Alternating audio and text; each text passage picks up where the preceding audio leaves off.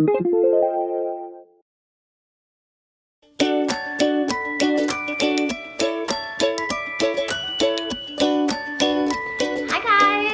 wanted to hop on here and give you a quick little pro tip.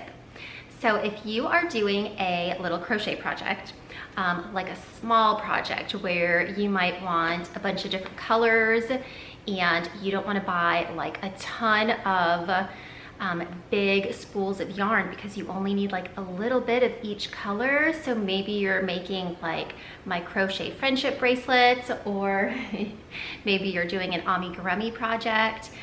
This is what I do so that I don't have to buy tons of yarn in colors that I might not use again, you know, because sometimes you just need certain colors for a certain project, but you don't need that much of it. So here's what I do. You can get a big thing of yarn that has multiple colors in it. Now this will not work for, this will not work with a yarn that's variegated where the spurts of color are kind of small. It has to be the kind of yarn where the actual chunks of color are big. So like, for example, if you were making an afghan or a scarf, this would result in like big stripes. So almost like a self-striping, I think it's sometimes called, but you can literally see it when you look at the yarn. See how these chunks of color are big. So same with the ombre yarn.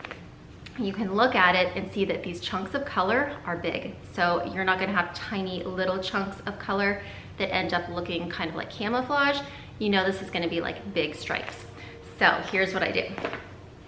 You can just pop the little label off, find the end of your yarn, and you can just start rolling it into a ball.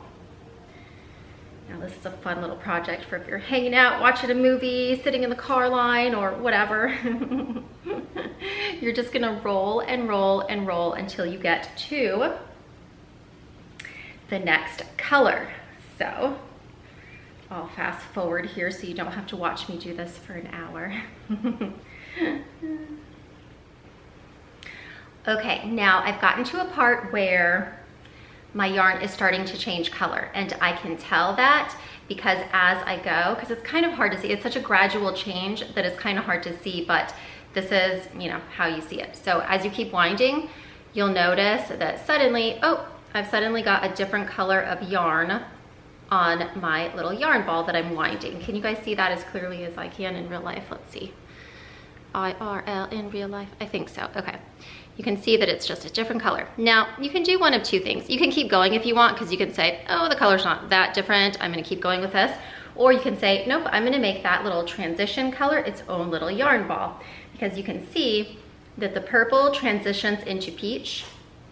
And so there's going to be an in-between color that's like, you know, kind of a peachy purple, kind of a pink. So I'm going to cut mine so that I can have like a real purple color and then a real in-between peachy pinky color. This will become even more obvious once all of your little yarn balls are done, and then you'll see that it really is quite a different color. So I'm gonna keep going with this one, and then I can start on the peach. So you can see from this one little ball of yarn here, or this one skein of yarn, I'm going to get a purple, kind of in between purpley peach color. So that's two colors, a peach, a yellow, a green, possibly, there's like a in between yellow and green in there too. Can you see that? So there's like the teal green, there's a really pretty in between yellow and green, and a yellow color. So you can get so many different colors from one skein of yarn if you do this. And like I said, this is just really great for like small projects.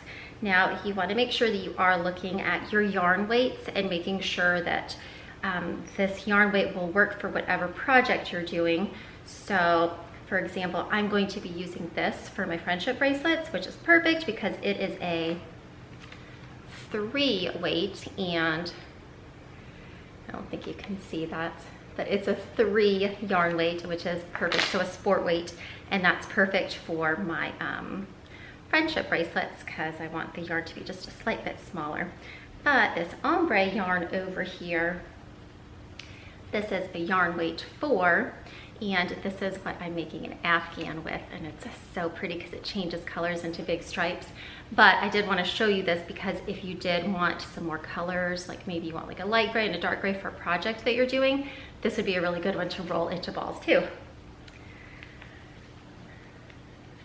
But I actually won't be rolling that one into balls because I am using it for my afghan.